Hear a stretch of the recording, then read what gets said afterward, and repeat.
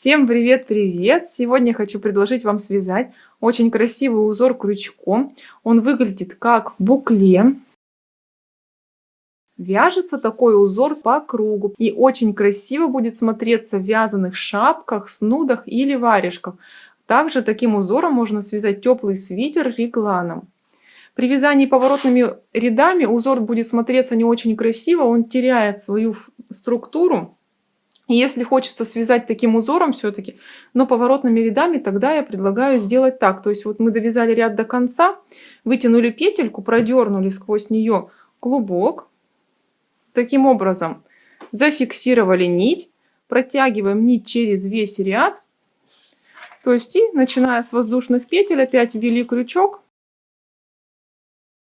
Выполняем наш узор с 3 воздушных. И при вязании следующего ряда вот эту ниточку просто будем прижимать. То есть вот я ввожу крючок в петельку и эту ниточку прижимаю.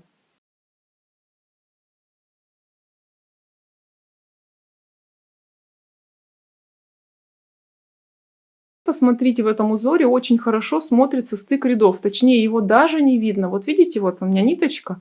Вот здесь у меня начало ряда. Еще плюс этого узора то, что он при вязании по кругу не косит. Вот видите, ровненько все идут столбички. А вообще узор вяжется очень просто. Это своего рода такой узор рис. То есть идет просто чередование со сдвигом. Сначала вяжется лицевой рельефный столбик, потом столбик с одним накидом. Изнанка.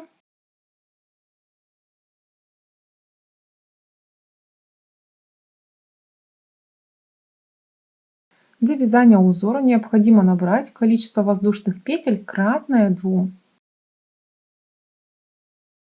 А потом первый ряд мы будем вязать просто столбиком с одним накидом.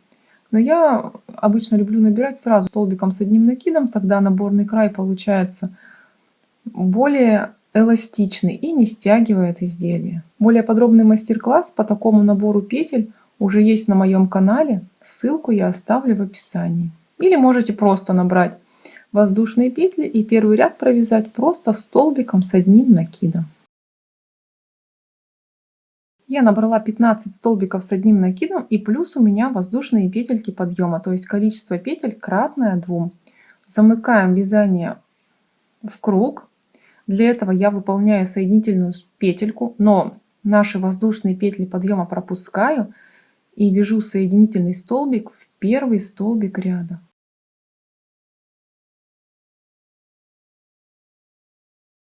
Затем и низ тоже мы можем сомкнуть. Просто вот остаток рабочей нити продергиваем через столбик. Можно тут узелок потом завязать, чтобы не произошло размыкание ряда. Смотрите, дальше мы выполняем 3 воздушных петельки подъема. И сейчас я буду вязать лицевой рельефный столбик. Подхватываю я первый столбик. Посмотрите, вот воздушные петли подъема и следующий столбик. Я вот таким образом подхватываю крючком и вяжу лицевой рельефный столбик. В следующий столбик я вяжу просто столбик с одним накидом.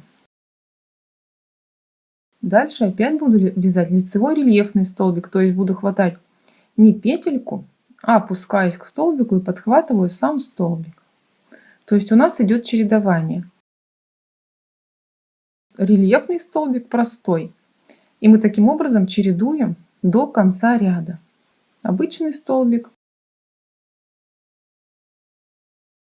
а в следующую петельку рельефный.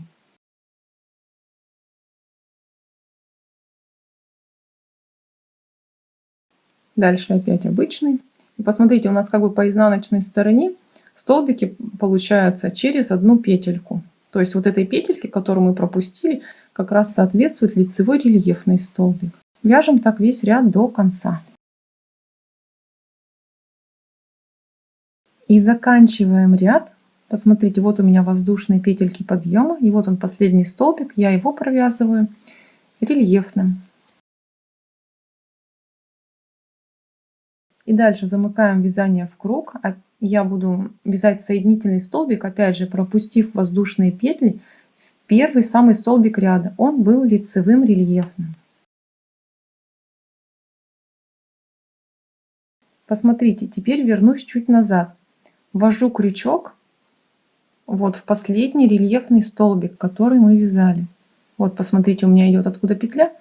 Вот таким образом ввожу, подхватываю рабочую нить и сейчас продерну сквозь все петельки. Как бы соединительный столбик мы назад связали. 3 воздушных выполняю. И начинаю вязание следующего ряда. Опять буду также чередовать лицевой рельефный столбик и обычный. И первым я вяжу рельефный столбик, подхватив наши воздушные петли подъема.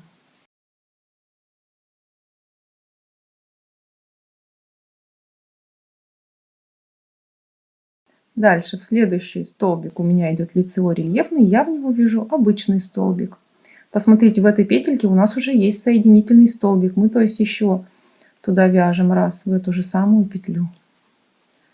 И таким образом чередуем. То есть получается, что там, где у нас был рельефный столбик, мы вяжем обычный, а там, где у нас столбик обычный, мы его подхватываем и вяжем рельефным. То есть идет чередование узоров в шахматном порядке. Дальше опять обычный столбик в следующую петлю. В следующую петельку идет у меня лицевой рельефный, то есть вот она петля, но я спускаюсь ниже и подхватываю сам столбик.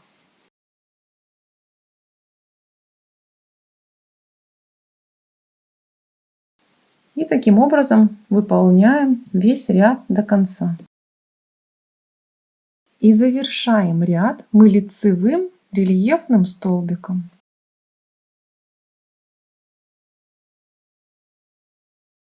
Дальше выполняем соединительный столбик.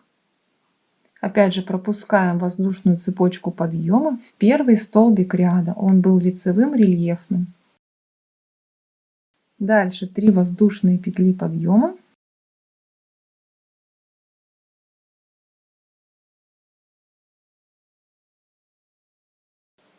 И приступаем к вязанию 4-го ряда. Выполняем накид на крючок.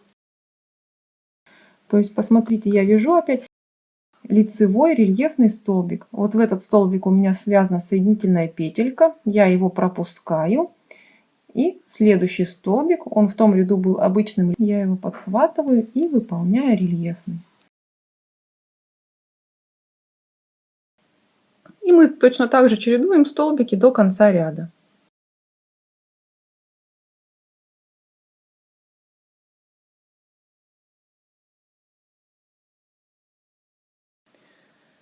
И посмотрите, как я заканчиваю 4-й ряд.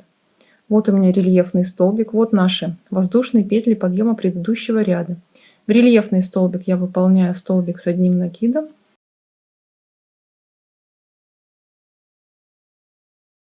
К воздушным петлям подъема вяжу рельефный столбик, то есть подхватываю воздушные петли и выполняю рельефный столбик. И опять же соединительную петельку вяжу, пропустив воздушные в первый столбик ряда. Таким образом у нас получается красивый стык незаметный. И дальше мы уже вяжем, постоянно чередуя 3-й и 4-й ряды. Если вам понравился такой узор, то ставьте лайк, оформляйте подписку на мой канал. Если вы еще не подписаны, оставляйте комментарии. На этом у меня все. Всем пока-пока!